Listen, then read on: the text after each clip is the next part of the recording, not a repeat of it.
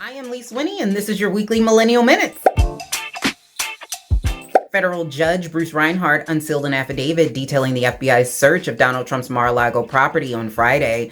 Reinhart expressed the need to promote public understanding of historically significant events. Back on August 8th, the FBI searched and removed 24 boxes, including 11 sets of classified government documents from Mar-a-Lago. In the unsealed affidavit, it was revealed that 14 of the 15 boxes taken from Mar-a-Lago by the National Archives and Record Administration had 184 documents with classification markings. The affidavit highlights the significance of those documents, as 67 were marked as confidential, 92 were secret, 25 of those documents were top secret, and some were even classified as national defense information. The biggest concern, however, was the storage of the documents, which were described as being unsecured. The DOJ believed they had probable cause and evidence of obstruction to search Mar-a-Lago, as they believe that Donald Trump may have potentially had national defense information located in other locations at Mar-a-Lago. Former President Donald Trump maintains his innocence and is pursuing legal action against the department. Move over, millennials. We may have our very first Gen Z in public office. Maxwell Alejandro Frost won his Democratic primary on Tuesday, making the former ACLU and gun safety organizer potentially the first Gen Z to hold a position in public office. He would also be the first Afro-Cuban. The 25-year-old beat out 9 Democratic candidates in the race, including State Senator Randolph Bracy, Orlando Democrat and member of the Florida Legislative Black Caucus. He will face Republican Christian conservative Calvin B. Wimbush in the fall. A school is left stunned when guns were mistakenly sent to a Pennsylvania high school. Parents were concerned after a FedEx driver had an address mix-up and came to deliver military-style rifles to Chester High School. The 30 weapons were ordered by a local gun collector, and school staff opened the boxes, not realizing the address mix-up. The boxes they thought contained textbooks, but they saw the 30 weapons. The FedEx driver did return to collect the boxes on Monday, but was unable to do so because school protocol requires all guns discovered on school grounds to be confiscated. Here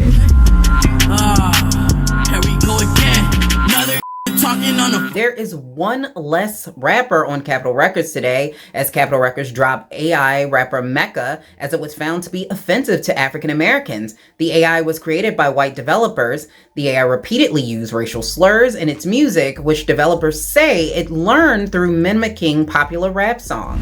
While the lower inflation readings for July are certainly welcome, a single month's improvement falls far short of what the committee will need to see before we are confident that inflation is moving down. The economy shrank, but not as much as predicted. With inflation going down, we saw wholesale prices fall about 0.5%, which is down from 1% month over month, which increased in June. Former All-Star Dennis Rodman says he will not be going to Russia after all. Rodman will not be going to Russia after the U.S. publicly said they will not support his efforts to get Brittany Griner released. Spanking is back in schools. You heard me right. Missouri is reinstating corporal punishment in the town of Cassville.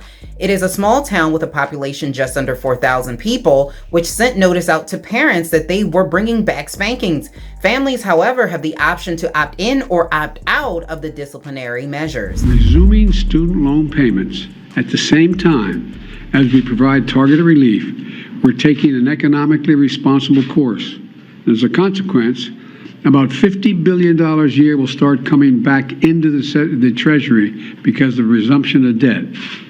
Independent experts agree that these actions taken together will provide real benefits for families without meaningful effect on inflation. Student loan forgiveness was announced by the Biden administration on Wednesday, with students who received Pell Grants and made under $125,000 a year getting $10,000 to $20,000 forgiven. Critics of the plan say it will cost more in the long run and potentially see an increase in taxes for each taxpayer up to $2,000. They also argue timing is bad. However, former students are rejoicing at the potential of some release, even if it doesn't wipe out their entire debt. A New Jersey teacher goes viral after a blog site, Daily Loud, posted a story about a curvaceous teacher who parents wanted fired. The teacher is now shutting down the drama and saying it's all rumors. She is not in danger of losing her job.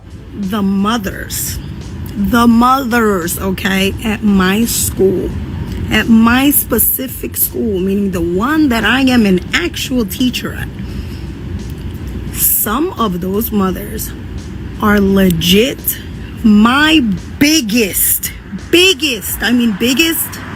supporters. Like, biggest supporters. You understand me? I gotta say this again. The mothers from the county and community for the school that I work for are some of my biggest supporters. Okay? And according to Hollywood Unlocked, who also reported the story, they said that it is illegal in New Jersey and federal law for a school to fire a teacher based on her physical appearance. This has been your Millennial Minutes.